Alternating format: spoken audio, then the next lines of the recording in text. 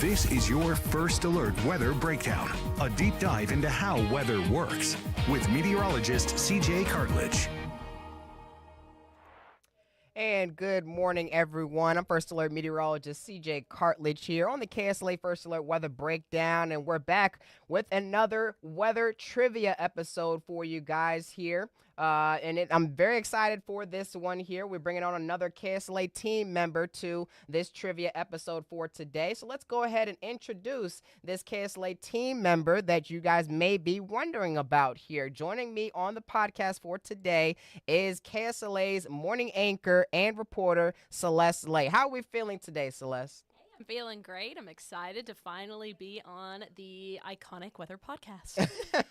That sounds very nice here. I'm glad you've joined us for today for the weather trivia episode. How confident are we feeling that we're going to get every single one of these questions correct for today? I think we're feeling good. Pretty confident.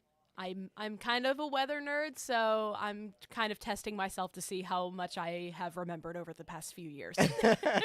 That sounds good. So just a debrief of the weather trivia episode, we're going to be going through 3 multiple choice questions, 1 true-false question, and that's going to be it. That's going to be it for today. No reason to be nervous at all, but, just flush all the nerves out. This is just the laid-back episode talking about these severe weather preparations, because yesterday we talked about how to prepare for severe weather since severe weather season is on the way to the Arklatex. It actually is going to be arriving more than likely by the start of March here when we start to see severe weather ramp up here around the Arklatex. And you guys can also, who are listening right now, can join in on the fun by answering the questions in the YouTube stream, on the YouTube chat, as well as in the Facebook chat.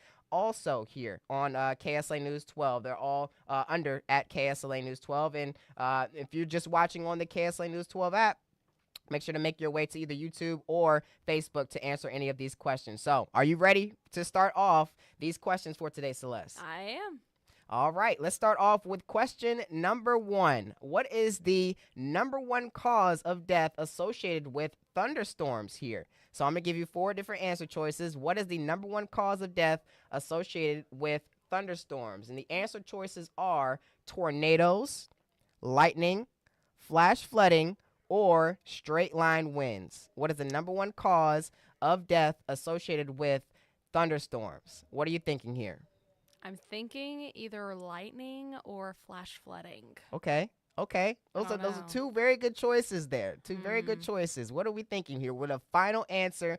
And which one are you more leaning towards, by the way? I'm going to say flash flooding. Okay. Could be wrong on that. All right.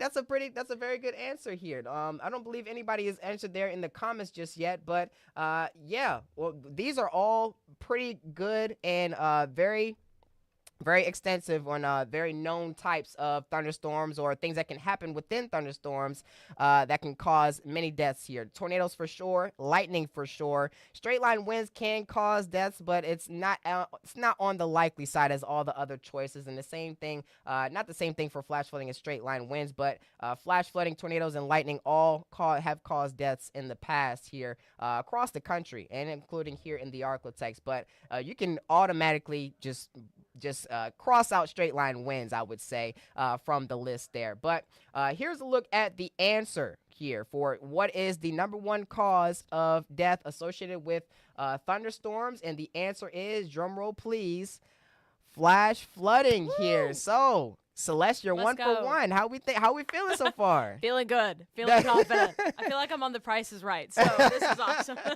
Now you like the suspense, don't you? Yeah. Yeah, the suspense was real. So yes, the first question was right, and the answer to it was flash flooding. That's the number 1 cause of death associated with thunderstorms here around the country and here for the Arklatex as well. So let's take a look at the second question here, which is a little bit more rigorous in my opinion here. Which spring month is the most active for tornadoes?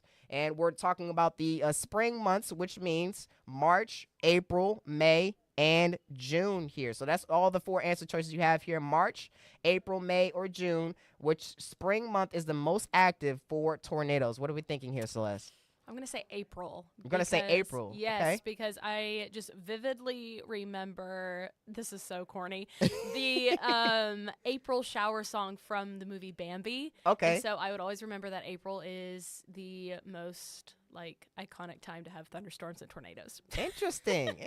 That's a pretty interesting thing to talk about. And actually, you did tell me a story here during the just before the 9 a.m. show about the Twister thing. I don't know if you want to explain that for the audience here, but I thought that was pretty funny. She had a pretty interesting story about watching the movie Twister. Would you like to share with the audience? Yeah, sure. Why not? So, back in 2024, when the second Twisters movie came out, I was kind of in the motions of testing out the waters if I wanted to become a meteorologist, because I'm a big weather nerd.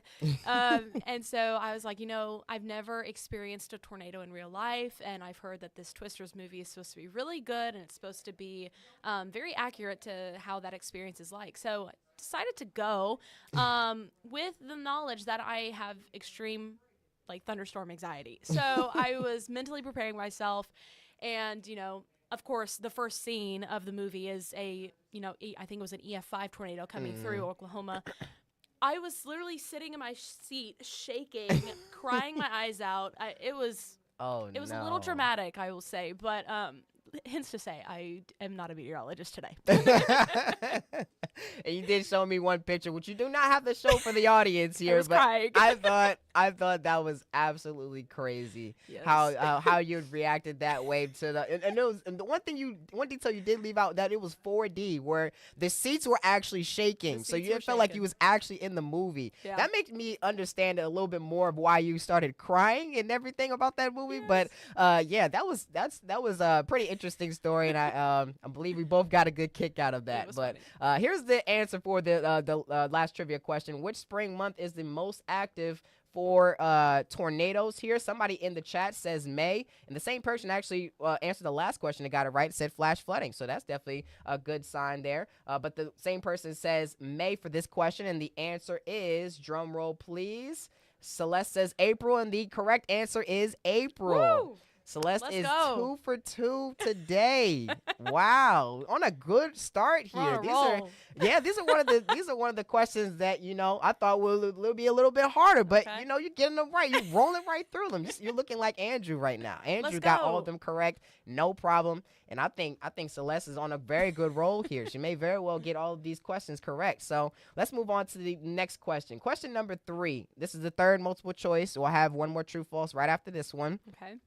What are things you should do after a severe storm has passed your area? So we're looking at, we're talking about stuff that you should do to, after the storm has passed your area. Mm-hmm.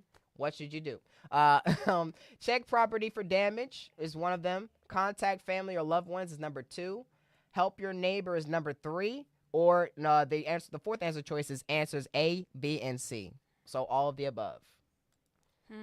I mean, all of them are important, so I think I'd have to go with D, just because, after any event, you want to make sure that your outdoor area is okay, no trees are down, power lines are down.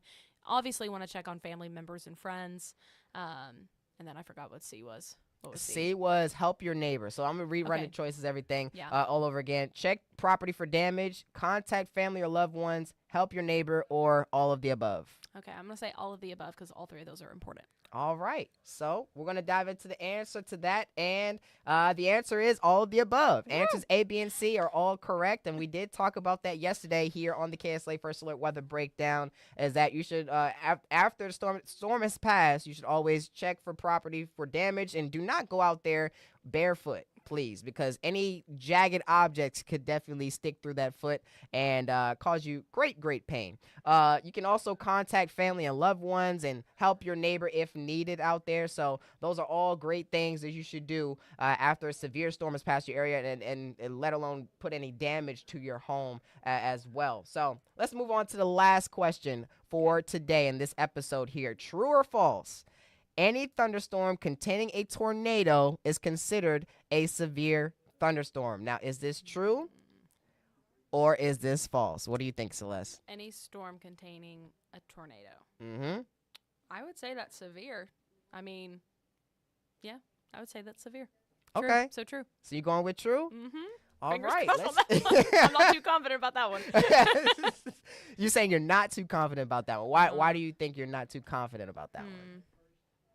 Well, I'm thinking back to the storm we just had this past weekend, and it was technically a severe thunderstorm, and there were some tornadic activity. So maybe I'm okay. I'm gonna stay confident. I'm gonna stay true. I'm Okay. gonna stay true. Okay, we're staying with the true statement here. So this is the question for those that were not listening before. True or false, any thunderstorm containing a tornado is considered a severe thunderstorm. So now people are saying in the chat, I see 3 people here saying in the chat that the answer is true. Okay. So we have some people on your side, Celeste. So Okay. let's dive into the correct answer here. Drum roll, please. This is the last one. The last question of the day is the answer true or false? And the answer is true. Woo! So any Let's thunderstorm containing a tornado is considered a severe thunderstorm. Everybody clap it up for Celeste, who now has 4 out of 4 correct for today's trivia episode. Congratulations. How Yay. we feeling? Feeling good. Feeling good. I proved myself I know what I'm talking about. You absolutely did. You were talking all the way through the halls, and you said, I'm going to get all of these right. Let's I'm going go. to get all of these right. And you know what? The brain is the strongest muscle in your body, and you got all of them right. Thank you. You got all of them right. Thank you so much for joining me for today, Celeste. I appreciate you coming on and getting all of them right. Just running right through the Thank you. questions. You know, you're making me, second guess some of these questions that I'm pulling out. I might have to pull out some questions next time that only meteorologists should know, so that nobody else can get all of them right. Because now that's 3 people. You got Andrew, you got Kim, There and you you've just been go. added to the list who got every single question correct. So congratulations to you once again. Thank you. Appreciate it. Of course. We're going to be diving into a little bit of the local forecast here coming up after this quick break. I'm taking around a 2-minute break here. So thank you guys once again for tuning in onto the Facebook stream and onto the YouTube stream where Celeste just dominated all the questions for today. We're going to be diving into the local forecast in just a little bit here. So once again, thank you for tuning in. We're going to be streaming also. If you're going to be leaving us for the stream for today, we're also going to be streaming tomorrow at 10:30 a.m. where meteorologist Jake Lambright will be on the stream. We're on the podcast for tomorrow here. So make sure to tune in after this quick break to learn about what we can expect this weekend and the major cool down that is expected as well.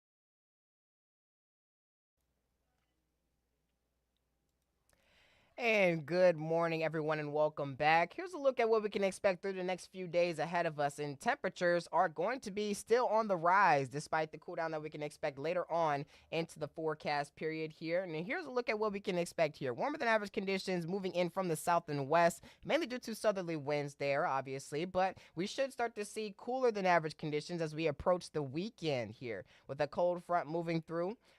Mainly on our Friday, where we could see some slight rain chances across the area here, but we should see some winter-like temperatures return to the Arklatex, especially by the time we hit our Monday morning and Sunday morning as well. As you can see, some of those blues will start to move into the Arklatex. Here's just a numerical representation of what we can expect here. Temperatures will be rising into the mid and upper 70s for today, and upper 70s, lower 80s by Thursday, but we should see temperatures just slowly but surely make their way into the 50s out there for highs as we move into the later part of the weekend and into our Monday as well. Temperatures throughout our Friday and Saturday will still remain above the average for this time of year for most, if not all of the Arklatex, but below the average we go as we move into our Sunday and our Monday. But that doesn't look to be all in terms of the lowest temperatures that we may see. Just wait till you see the morning temperatures that we can expect on Sunday and Monday as well. Excuse me.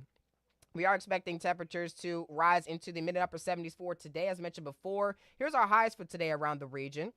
We are going to be talking about, or we are going to be looking at the 77 for Shreveport Bossier, around 76 for Marshall, 78 by Texarkana and Longview, 76 for Nacogdoches over there in East Texas, and we can expect around 76 for Natchitoches as well, 75 for Winfield, lower 70s by Minden, Homer, and Ruston along the I-20 corridor. Heading into tomorrow, just continuing that warm up that we should see across the Arklatex there, with temperatures rising into the lower 80s and upper 70s across the region here. And that should definitely be the warmest that we will see throughout this work week. Before temperatures start to fall across the area by Friday and into Saturday here. We will see some breezy conditions out there as well, so make sure to hold on to your hats through the next couple of days. 81 looks to be the high for tomorrow near Shreveport, 82 by Longview and Marshall, 82 also for Texarkana. And this could approach some daily record highs across the Arklatex. Actually, our daily record high for tomorrow is 84 degrees, and our high looks to be 81, and it could increase due to the next update, which will more than likely be within an hour from now or later on this afternoon here. So as you can see by Marshall and Longview, increasing their temperatures. I believe they were at 80 or 81 earlier this morning, but as of the latest update, they are going to be reaching the 82-degree mark. But heading into our Sunday and into our Monday mornings here, we're starting off on Saturday. These are feels-like temperatures, by the way, not actual temperatures, but it just gives you an idea of what we could expect through the next couple of days. We are expecting near or below freezing temperatures out there, but as we move into Sunday morning, temperatures will be dropping into the lower to mid 30s out there, or at least the mid and upper 30s, I would say, with some areas feeling like the lower 30s, near that freezing mark near Idabel and DeQueen. But we should see warmer conditions, obviously, through the afternoon, reaching into the 50s for highs for Sunday afternoon. But by the time we reach our Monday morning, feels like temperatures will be deep in the 20s by Idabel and DeQueen, into the 20s, the upper 20s there by Texarkana, Magnolia, Mount Pleasant, more likely in the lower to mid 30s for feels like temperatures near I-20, around I-20 and southward here. That just gives you an idea of how temperatures will be, which will actually drop into the mid and upper 30s out there. And some areas may even drop into the lower 30s, which could make temperatures feel like the lower 20s, as you can see in the far northern portions of the Arklatex. But by early Tuesday morning, feels like temperatures get even lower and temperatures get even lower, as we may, or everywhere across the Arklatex, will be dealing with near or below freezing temperatures out there. So definitely feeling like winter once more before temperatures potentially start to rise by the later part of next week. Here's a look at future track, and as you can see, we will be dealing with a bit of some cloud cover heading into Friday and some isolated rain chances here, moving in from the south mainly. Isolated rain showers, as I should say, not isolated rain chances. Rain chances will be at around 20 to 30% throughout our Friday, a bit higher, of course, for our far southern counties and parishes. But we should see a couple of isolated showers move in from the south as we move into Monday morning. Not so much during the afternoon, though, but as we move into our Saturday morning, we can pretty much see the same thing here with the change of wind direction to coming out of the north, heading into the daytime hours for Saturday. We're not expecting much of a high chance for rain for Saturday, by the way. It's only around 20 to 30%, as mentioned before. But with the future track that you just saw, that's all the rain that we're going to see actually through the next couple of days as well, through the next 7 days actually, where we could see up to around a tenth of an inch of rainfall in our far southern and eastern portions of the Arklatex there. So not much rain expected at all throughout the next 7 days ahead of us. And here's our full 7-day forecast just to wrap up this show here. We're not expecting rain chances for today, but by tomorrow, Friday, and Saturday, that's when rain chances should rise across many areas in the southern portion of the Arklatex, around I-20 and southward for the most part. A couple of isolated showers could make their way towards north of I-20, but it doesn't look to be so possible. Here's a look at where temperatures will drop to. More than likely in the mid and upper 60s for Friday, and lower to mid 60s by Saturday. We should see the mid and upper 50s by Sunday, lower to mid 50s by Monday, and we should see higher temperatures, or temperatures should start to rise once again by the time we hit Tuesday afternoon. But we'll need to get through a couple of cold mornings ahead of us and cold or chilly days here, starting on Sunday morning, where we should see the upper 30s and lower 40s out there, and especially on Monday and Tuesday mornings as we start off the new work week.